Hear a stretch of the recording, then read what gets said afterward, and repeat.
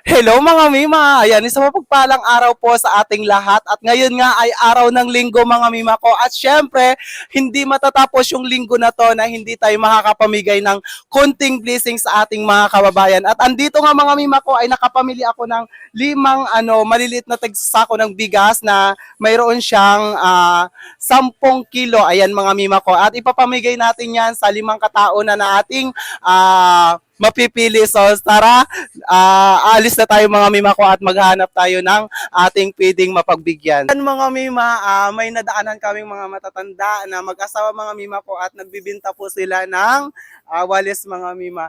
Ayan, taga-ama ko? Taga Pinagburayan, Barangay Tabo, no? Kilala mo yan ako kay? Hindi nila ako kilala mga Mima. So mabibigyan na sila po yung unang-una nating mabibigyan ng 10 kilo ng bigas mga Mi. Ayan. Maman, para di mo yo bagas. Kaya mo yung bitan? Kaya mo yung bitan. Ayan. Salamat. Salamat. Ayan, salamat di mo yo Salamat di mo yo. Binan, salamat di mo yo. Okay naman.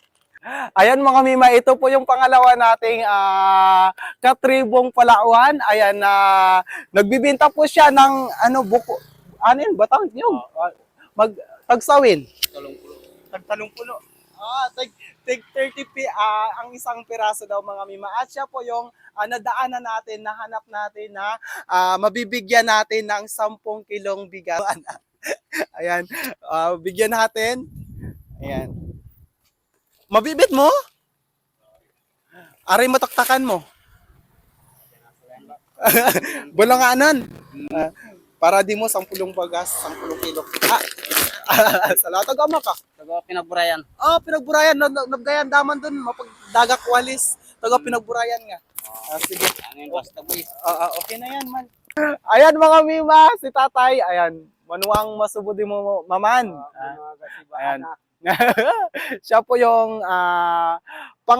pangatlo na nating nadaanan mga Mima na hanap at bibigyan natin ng 10 kilong bigas.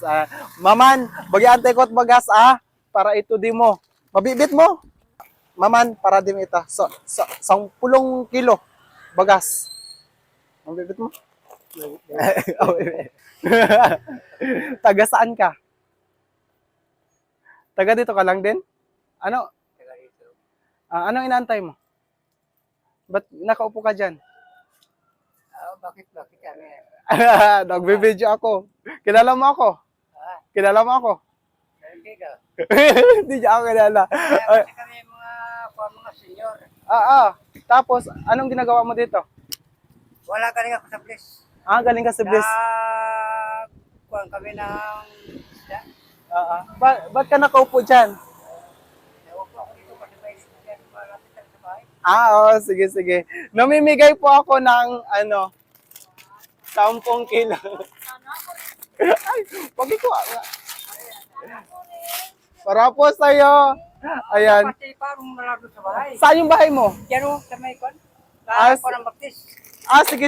Yan, sa kanila. Ipahatid kita sa kapatid ko. Ayan mga Mima, siya po yung pang-apat nating mabibigyan ng 10 kilong bigas. Ayan. Congratulations sa'yo. Sige. Madali yan. Yan o, sa may kon.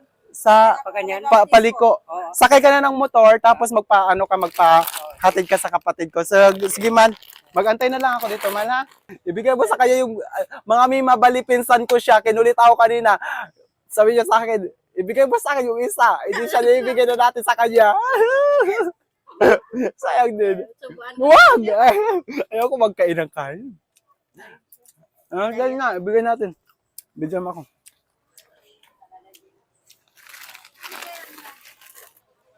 So, ayan. Ibibigay na natin ang 10 kilos na bigas. Ayan. Thank you sa'yo, Sisteret.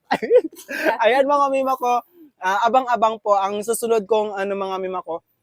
Kung ipagkakalob sa atin ng Panginoon ay sa aking mga kabarangay. Maghanap-hanap kami dyan. Abangan nyo po, baka ipapalibot ko na agad yung aking mga kapatid dyan kung saan man sa inyo dyan. No?